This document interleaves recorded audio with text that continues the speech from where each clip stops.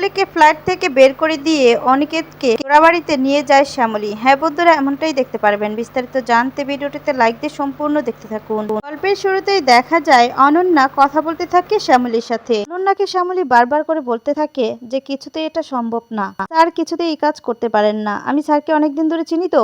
বলছি তো ম্যাডাম, আমি স্যারকে অনেক দিন ধরে চিনি। অনন্যা বলে, না শ্যামলী, আমাদের কোথাও ভুল হচ্ছে না, আমরা যা বলছি একদম ঠিকই বলছি। কিন্তু অনিকেতকেও চিনি, অনেকে তো এই ধরনের কাজ করতে পারে না, কিন্তু কি করব বলো?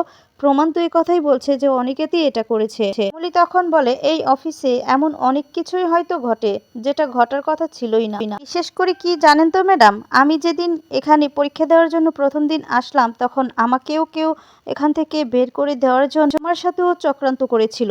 পরে ওই স্যারকে খাওয়ার কথা ছিল, আর সেই মাংসতেই লবণ মিশিয়ে দিয়েছিল। সেটাকে নয় কোনো রকম, আমরা অনেক ধরনের টোটকা জানি তো, আমরা তো রান্না করি, তাই নয় ওটা সলভ করতে পেরেছি। কিন্তু এই অনিকেত স্যারের এটা তো আর এভাবে সলভ করার নয়, এটা তো মস্ত বড় একটা কেস। শ্যামলীর কথা শুনে অনন্যা ম্যাডাম অবাক হয়ে যায়। আর তখন শ্যামলী বলে, হ্যাঁ ম্যাডাম, এমনটাই ঘটেছে। আর বিশ্বাস করেন স্যার এমনটা করতেই পারেন না, একটা ভুল হচ্ছে, বড়সড় ভুল হচ্ছে, সেই জন্যই আপনাকে বলছি। এর মধ্যে অনন্যা তখন বলে, কিন্তু আমি কি করব, কি করে অনিকেতকে বাঁচাবো? মেশিন তো আর মিথ্যে কথা বলে না, মেশিন যা বলছে সে তো দেখতেই পাচ্ছি, প্রমাণও রয়েছে। শ্যামলী তখন বলে, আর কোনো উপায়ে কি স্যারকে নির্দোষ প্রমাণ করা যায় না ম্যাডাম? অনন্যা তখন বলে, কি করে নির্দোষ প্রমাণ করা যায় একটু ভাবতে হবে, আমাদেরকে না আবার তদন্ত করতে হবে। শ্যামলী তখন বলে, হ্যাঁ একদম রাইট। পরে অনন্যা তার অফিসের একজন স্টাফকে ডেকে দেয়। এরপর বলতে লাগে, এদিকে দেখা যায় অনিকেত তো অ্যাক্সিডেন্টের সম্মুখীন হয়েছিল। লোকজনরা অনিকেতকে ধরে একটা সাইটে নিয়ে বসায়। তখন বলে, কি হলো, আপনার কি হয়েছে, আপনি ঠিক আছেন তো? এই নিন জল খান। এই বলে জল খেতে দেয়। আর তখন বলে, আপনার বাড়ির অ্যাড্রেসটা বলবেন? এরপর বলে, আপনার ফোনটা দিন। আর তখনই অনিকেত ফোনটা বের করে দেয়। একটা ফোন করে বলতে লাগে, ফোনটা তো ধরছে না। এরপর কিছু লোক জিজ্ঞেস করতে থাকে, আচ্ছা আপনার কি হয়েছে, আপনি কি অসুস্থ? আর তখন বলে, না না, আমার মাথাটা একটু ঘুরে গিয়েছিল। তখন বলে, আপনাকে কি পৌঁছে দিতে হবে? এরপর অনিকেত বলে, না না, আমি পৌঁছে যেতে পারবো, আপনারা আমাকে নিয়ে এত ভাববেন না। তার লোকেরা অনিকেতকে সাহায্য করতে চায়, কিন্তু অনিকেত কারো সাহায্যই নিতে চায় না। অনিকেত আস্তে আস্তে করে বাড়ির দিকে যেতে থাকে। অনিকেতের খুব খারাপ লাগে, অমিতাভ স্যার এভাবে অপমান করেছে, অবিশ্বাস করেছে, সেটা কিছুতেই মেনে নিতে পারছে না। বারবার করে স্যারের কথাগুলোই ভাবতে থাকে। এদিকে দেখা যায় অনন্যা আর অনন্যার অফিসের স্টাফ আর শ্যামলী তিনজনে মিলে কথা বলতে থাকে এই ব্যাপারটা নিয়ে। আর তখন অনন্যা বলতে লাগে, আমাদেরকে এবার এই ব্যাপারটা ভালো করে দেখতে হবে। আর তখন সেই মেয়েটি বলতে লাগে, আপনারা হয়তো ওনাকে অনেক দিন ধরে চিনেন, কিন্তু আমি তো বেশ মানে 2-3 দিন হলো চিনি, কিন্তু আমার মনে হলো উনি এ ধরনের কাজ করতেই পারে না। শ্যামলী বলে, হ্যাঁ হ্যাঁ, আমি তো এই কথাটাই বোঝানোর জন্য চেষ্টা করছি। আচ্ছা কোনোভাবেই কি নির্দোষ প্রমাণ করা যায় না? কোনোভাবেই কি এটা প্রমাণ করা যায় না যে স্যার এটা করেননি? এরপর অন্যদিকে লুকিয়ে লুকিয়ে সিকিউরিটি সমস্ত কিছু শুনছিল।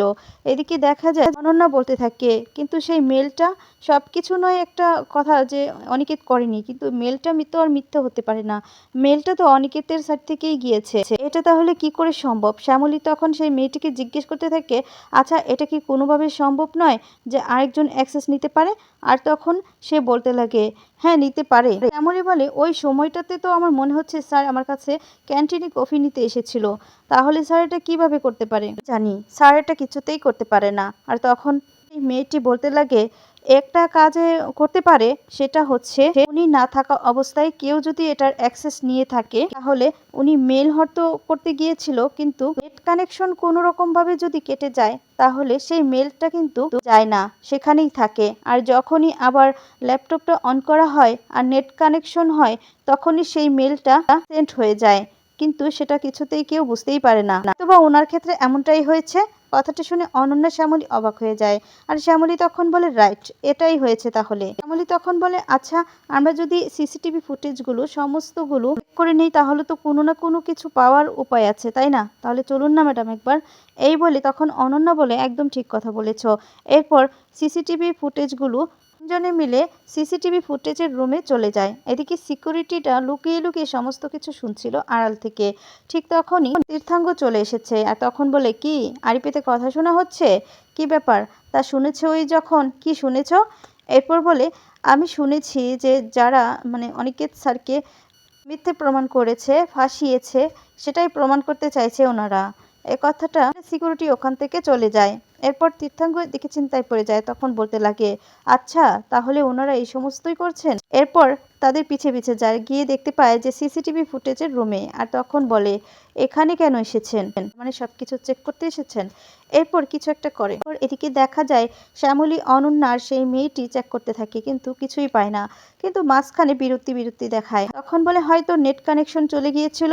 এরপর কিছুক্ষণ পর আবার নেট চলে আসে, আর তখন আবার চলে যায়। তখন বলে হয়তো বা এই কাজের মানে এই যে নেট কানেকশন নেই, বিরতি, এই ফাঁকে ফাঁকে যে কাজটা করেছে, যে স্যারকে ফাঁসিয়েছে, সেই এই কাজটাই করেছে, তখনই সুযোগে সদ্ব্যবহার করেছে। এই সমস্ত শ্যামলী বলতে লাগে। অন্যদিকে দেখা যায় অপরাজিতা যখন রান্না করছিল, হঠাৎ করে মাথাটা ঘুরে যায়, হাত থেকে সব কিছু পড়ে যায়, আর তখনই সূর্য চলে আসে। এরপর বলে, অপরাজিতা কি হয়েছে তোমার? বলেছি তো একটু দেখে শুনে কাজ করবে তো। তখন বলে, আসলে মাথাটা ঘুরে গেছে, ভালো লাগছে না। আর এমন লাগছে কেন? মনে হচ্ছে আমার ছেলেটা ঠিক নেই, আমার ছেলেটার কিছু হয়েছে। এরপর বলে, চিন্তা করো না তো। আর তখন বলে, একটা ফোন করি, ফোন করে জেনে নিই। এই বলে ফোন করতে যায়, তখনই দেখতে পায় যে চার্জ শেষ। এরপর বলে, এই সময়ে ফোনের চার্জটা শেষ হতে হলো? আচ্ছা সূর্য, তোমার ফোনটা একটু দিবে? আমার ছেলেকে 1 মিনিট কল করব, শুধু জিজ্ঞেস করব ঠিক আছে কিনা, খবরটুকু নিয়েই কেটে দিব। কিন্তু সূর্য কোনো রকমভাবেই দিতে চায় না।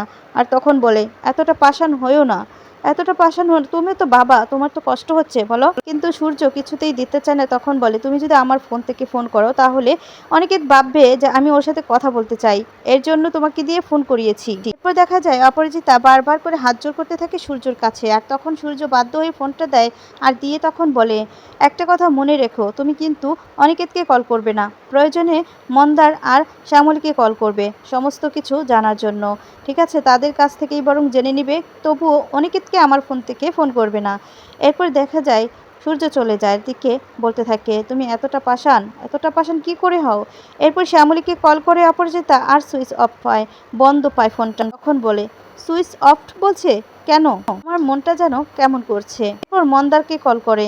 অন্যদিকে দেখা যাবে শ্যামলী এই সমস্ত নিয়ে আলোচনা করতে থাকে, আর তখন বলে, আমি জানি অনিকেত স্যার এই কাজটা কিছুতেই করতে পারে না, যেভাবেই হোক ম্যাডাম আপনি অনিকেত স্যারকে নির্দোষ প্রমাণ করার চেষ্টা করুন, কিছু একটা করুন ম্যাডাম। এই সমস্ত বলতে লাগে, আর এদিকে মন্দার ফোনে কথা বলছিল অপরিচিতার সাথে, আর তখন বলে, না না বিশ্বাস করুন, শ্যামলী আমার কাছে নেই, আসলে আমি বলে দিব। এই বলে যখন কথা বলতে থাকে, আর তখনই শ্যামলী চলে আসে। এরপর বলে, এই তো শ্যামলী চলে এসেছে। এরপর শ্যামলীকে বলতে লাগে, শ্যামলী ম্যাডাম এক্ষুনি বাড়িতে যেতে বলছে, ম্যাডাম হয়তো বা কিছু একটা হয়েছে। তখন বলে, কি বলছিস, এক্ষুনি যেতে বলছে? এরপর সবাইকে বুঝিয়ে দিয়ে যায় যে খাবারগুলো সবাইকে ভালোভাবে সলভ করে দিতে, আমাদের বাড়িতে একটু জরুরি আছে, যেতেই হবে। এই বলে শ্যামলী আর মন্দার বেরিয়ে যায়। এদিকে অপরাজিতা চিন্তা করতে থাকে, আর বলতে থাকে যে আমার ছেলেটার নিশ্চয়ই কিছু একটা হয়েছে, আমার মন বলছে, আমার মন সায় দিচ্ছে না। ঠিক তখনই চলে এসেছে শ্যামলী আর মন্দার। এরপর শ্যামলী চিৎকার করে সবাইকে ডাকতে থাকে, আর তখন বলতে লাগে, রোহিণীদি তোমরা সবাই কোথায়, আসো। এরপর যখন আসে, আর তখন বলতে লাগে, এক্ষুনি অনিকেত স্যারের একবার ফ্লাইটে আমাদেরকে যেতে হবে, সবাইকে যেতে হবে ম্যাডাম, চলুন। আর তখন বলে, কেন, কি হয়েছে? এরপর সূর্য আসে, সূর্য তখন বলে, না শ্যামলী তুই কোনো রকমভাবেই ও বাড়িতে যেতে পারিস না, আমি তোকে যেতে দেব না। এরপর বলে, বাবা তুমি একটু বোঝার চেষ্টা করো, স্যার এখন ভালো নেই, যেতে হবে। কিন্তু সূর্য কিছুতেই যেতে দিতে চায় না। তখন বলে, স্যারের চাকরিটা আর নেই। কথাটা শুনে সবাই অবাক হয়ে যায়। এক পর্যায়ে দেখা যাবে সকলেই মিলে যখন ও বাড়িতে যায়, আর যাওয়ার পর দেখতে পায় যে অসুস্থ হয়ে অজ্ঞান হয়ে পড়ে আছে অনিকেত। এরপর কান্নায় ভেঙে পড়ে শ্যামলীও কাঁদতে থাকে, আর তখন অপরাজিতা বলতে লাগে, আমার ছেলেটার কি হয়েছে, ছেলেটার এই অবস্থা কি করে হলো? এদিকে দেখা যায় শ্যামলী তখন মাথায় হাত বুলাতে থাকে, আর তখন বলতে লাগে, স্যার আমি তো জানি, আপনি একদম চিন্তা করবেন না, আপনার সাথে আজকে অফিসে কি কি হয়েছে সমস্ত কিছুই জানি, আমি প্রমাণ করেই ছাড়বো যে আপনি নির্দোষ। এই সমস্ত বলেই কাঁদতে থাকে। দেখা যাবে অনিকেতকে জোড়াবাড়িতে নিয়ে যাবে, আর অহনাকে উচিত শিক্ষা দিয়ে দেয় শ্যামলী, আর বলে, এতটা অসুস্থ হয়েছে, তোমার কি দায়িত্ব জ্ঞান কিছুই নেই? বাড়ি থেকে এক্ষুনি চলে যাবে, আর জোড়াবাড়িতে স্যারকে নিয়ে যাব।